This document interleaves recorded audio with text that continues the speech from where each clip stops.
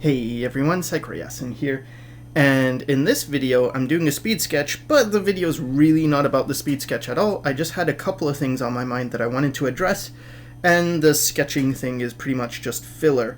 And unlike normally what I do is I have the video done and then I do the audio, this time I'm going to do the audio and then I'm just going to make the video fit, so hopefully I keep to my points more.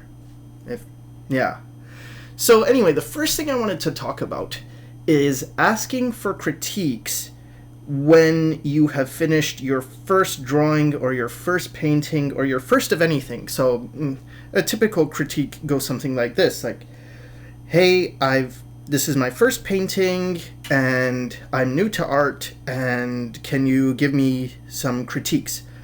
And I always say no to this, and it's not because I'm a jerk. It's because when you ask, or when it's your first picture, you have so many things that you would need to improve on, but so many of them you can just fix yourself by simply doing more paintings or more drawings. So when someone says, it's my first drawing, can you give me a critique? It's like, dude, this isn't helpful, because even if I do, I could probably find a bunch of stuff wrong that you could fix, but maybe if you did 10 more drawings, you would have fixed that yourself. And I think it's always better to be able to solve a problem yourself than to ask for someone's help. Now, on the other hand, if you said, this is my 25th painting, so here are 25 paintings I've done, and I'm really struggling because I don't know what to improve on, then what I can do is I can look at all the paintings and see, like, okay, so these are the areas you've already figured out, and maybe you're just missing like one or two things now.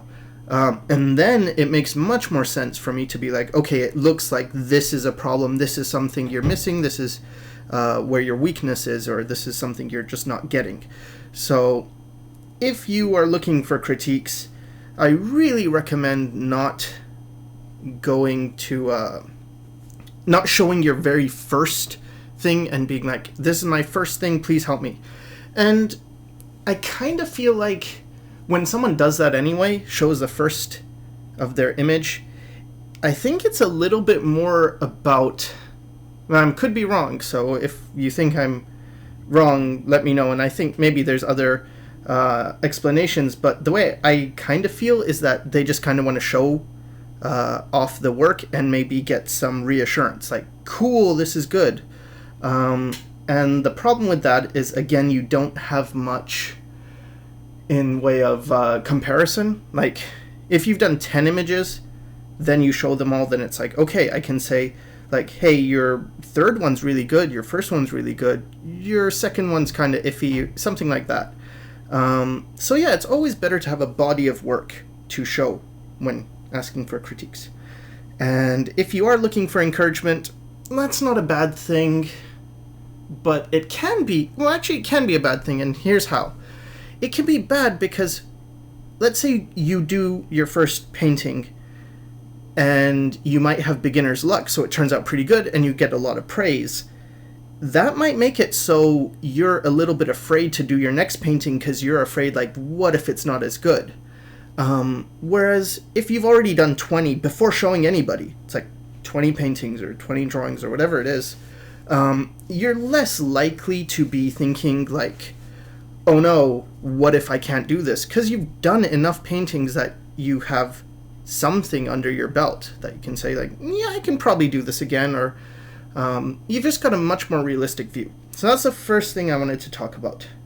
And the second thing I wanted to talk about is the journey of art and how difficult it can be. And I'm going to use an analogy of a ship, or a boat. So imagine you are the captain of this boat. Okay, so you have a boat and you're at a coast and you want to get to an island or maybe another coast and it's very distant. And so in the beginning, you set off on this journey, right? So you're on your boat, you're all by yourself, you're setting off, and let's say you're heading west. Okay, you're heading west, and in the beginning, you are going away from the shore, and you still can see the shore, but you're moving away, but it's like, cool, I still see things, and they're getting smaller. Wow, I'm making progress. I'm really going forward. And you're just heading west, and then eventually there's going to be a point where the coast is going to recede beyond the horizon, and you can't see it anymore. And then it's like, oh, okay, well, cool. I'm so far away from where I was that I can't even see it anymore. Cool. So this whole period is the beginning phase. This is the easy phase, and it's like, you know what you're doing. It seems like you're making progress every day, and you have a point of reference. Now, the bad thing is, now you're in the middle phase, and the middle phase is really long. And this is the phase where you're going west, and in front of you, you see ocean, and behind you, you see ocean, and everywhere around you, you see ocean. And it's like, oh, well, now what? Well, just keep heading west. Next day, you keep heading west. Next day, it's like, I just still see ocean everywhere. Day after day, you just keep seeing ocean. There's nothing to show that you are progressing in any conceivable way. And this can be hard because you start to feel like, am I making any progress? Am I still going west? And you might start to doubt yourself, and it's like, what am I doing? I need help. I'm scared. Is this working? Is this gonna work? And it's really difficult it was really hard for me because it's so long and you have no direction and it's scary. But what happens is you just keep heading west. Like, just keep going. Have faith. Believe in the process. You've got to trust yourself that, no, I know I'm heading west because I'm heading whatever is used for navigation. And you just keep heading west, and then eventually you're going to see the shoreline of your destination. It's going to peek over the horizon. Maybe you'll see the mountains at first, and it's like, whoa, land! And then keep going, and then yay, I got to my destination. Hooray.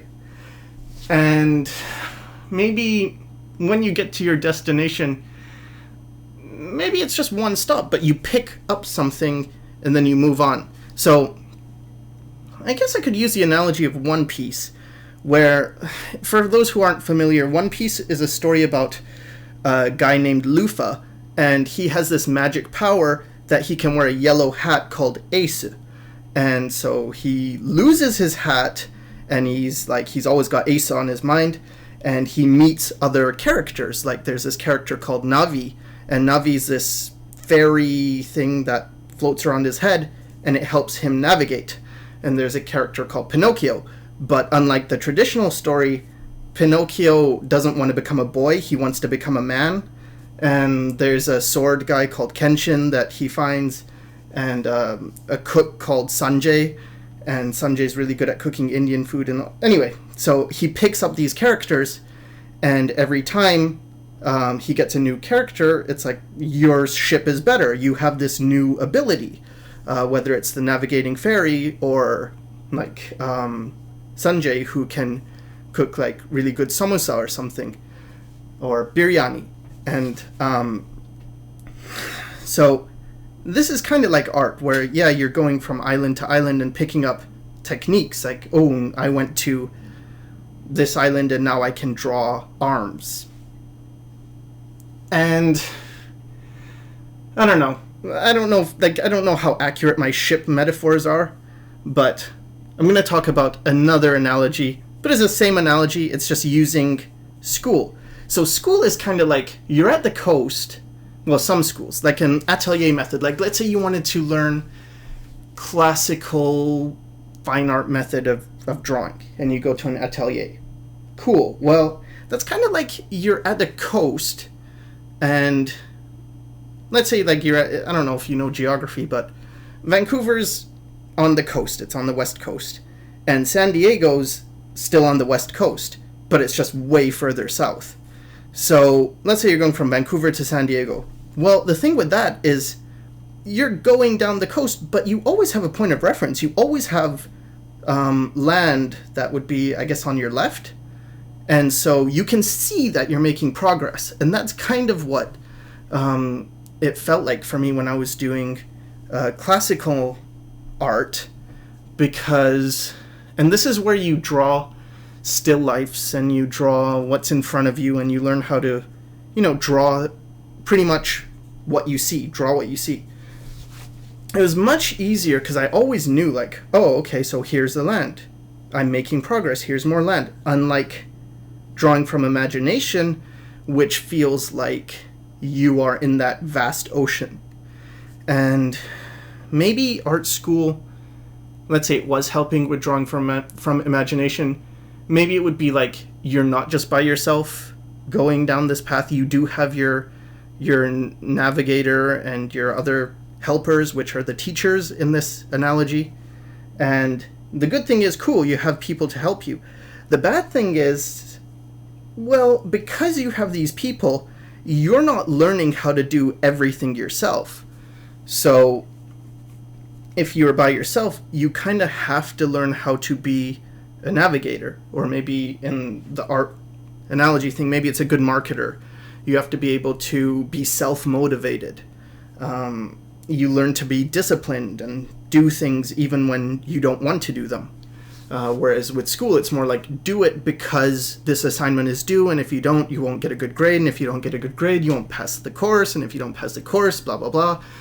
All this money is wasted.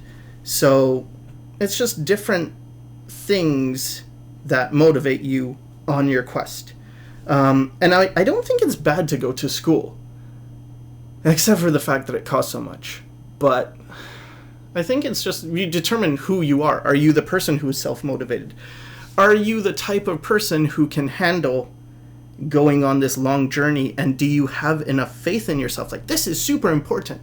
And I used to see Disney movies when I was a kid, and they always had like these messages like, believe in yourself. And I thought they were really corny and lame, and like, that's not the way the world works. Like, what do you mean believe in yourself? But as you get older, or as I got older, I realized like, that's actually really important. And the reason I think there are so many of these kind of movies from Hollywood, especially geared towards kids, that have this message of believe in yourself, is because if you think about the type of person to get into Hollywood, there's someone who followed their dreams, right? They had a big passion and they had a dream and they tried their best and they believed in themselves, and then they got to this position. And then they probably look around at other people and it's like they want things, but they don't really believe in themselves enough to go the distance, to keep paddling, rowing west or whatever it is. I guess they're in a rowboat now. And it's good to have a rowboat analogy, because basically it's like the more you row, the faster you'll get to your destination. So that's kind of like the more you practice, the more you're drawing every day, the sooner you'll get to where you want to be. But anyway, so these people just believe in themselves, and they see other people who don't believe in themselves, and it's like, okay, so the message that they want to show is like, believe in yourself, you can do it. But I think what's missing is how much work you need to do as well, like the rowing and all that stuff. And they're kind of just saying, keep going west, it's going to be okay. But it's not really going to be okay if you're not rowing. So there's a lot of people who, they have this idea of they want to pursue a dream, but they're not putting in enough effort. Or worse yet, they start out on their journey and they're going west and rowing, and they get into the middle of the ocean, they're rowing, and they're not seeing any difference in the seascape. Wouldn't be landscape, right? It would be seascape, I guess. Anyway, and so they say, well, I tried, and then they just turn around and go east or whatever. But it's like, they say, like, I tried and it wasn't working and I couldn't do it. And it's probably because it's like, no, you were doing it. You were making progress. Maybe you weren't doing enough rowing, or maybe you just underestimated just how big an ocean is. Because this, I don't know, for some people it's faster, but for me it took years and years and years. And this is when I sometimes talk about young artists, and then I'll get people telling me like, well, what do you mean when you say young artist? I'm 13. Am I too old? And I think, like, no? What? I would say I consider anything below 21 to be a young artist, or even 23 is kind of, you're still young. And it doesn't matter. Age is not important. What's important is you have the means to row, meaning you have the time, right? Like, it's pretty hard to row west on this boat if you've got other obligations to the north and south. Like, maybe you have kids and you have a job, and it's like, you don't have time to be rowing west right now. I don't know what I would do in that situation. So I guess, like, that could be hard. That could be a limiting factor. But I think age alone, no. And this idea of, like, well, when you're young, you pick up things easier. Yeah, that's true. You pick up things easier, but you lack some wisdom. Often younger people have less of a direction. They don't know themselves as well. They don't know what they like or even really who they are. Because you're still discovering that as you get older. People in their teens think they know everything. And it's like, you know nothing. You're just super confident in yourself. That's good. That can be very helpful because those people can believe in themselves pretty easily. But as far as what they know, you think you know a lot. But anyway, so I think that covers the things I wanted to talk about. Like, don't just ask for a critique when you've done your first painting or your first drawing.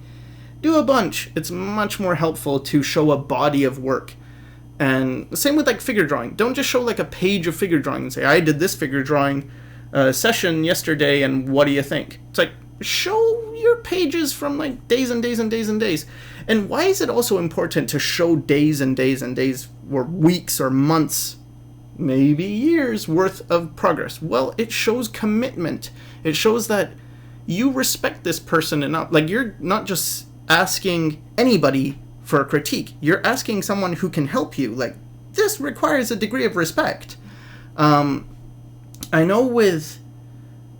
Okay, so I'm going to go on a rant now, and hopefully it's not too long. So when I was studying art, I had a few teachers along the way, but I'll just focus on one of the teachers. So he was teaching me for $20 an hour, which is pretty cheap because other teachers were charging like $40 an hour. So I had worked at this recycle depot and saved up money, and it was a horrible job. But I had some money saved up, so I saw him like 3 times a week for 3 hours each time.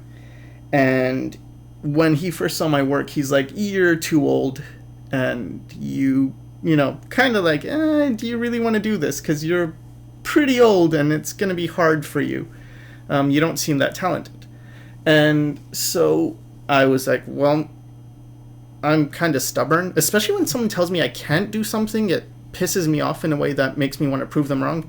So I was putting in a lot of work. Like, I really tried during his lesson, and then I went home and I just kept drawing and drawing and drawing and drawing, and then I would come back the next day and I would show him like tons of more drawings. And then eventually, like weeks or months later, he's like, yeah, I think you can do it because you're hardworking. But it's this thing of like, I respect him enough to know, like one thing is I respect him and I respect his time, so I'm not just gonna do the lesson and then the next day have nothing to show, like, on top of that, because that's like, well, what are you really saying? You're saying, I don't really care that much, I'm only gonna go as far as you can take me. Whereas if you put in extra work, you're saying, like, I really care, I really respect what you're trying to teach me, I'm gonna make the most out of this. And it's something I feel is missing. Maybe it's too much free information. Maybe people aren't suffering enough. It's hard to say people, because I'm sure some people really are, really trying and stuff. But it's a thing I notice a lot, where there's too many people asking, like, how do I do this? And they have nothing to show for it, or nothing to show that they respect you, you know? Like, dude, you're talking to someone who doesn't need... Like, even with my teacher who was charging me $20, it's like, okay, so it's $60 a day. He does not need to be teaching me. He could be charging a lot more. And so it's like, I value that. So, okay, that's the end of my rant. I'm sorry if I sound really bitter about everything. I'm not really, but okay, I'm gonna go now. Hope it helped. Thanks for watching.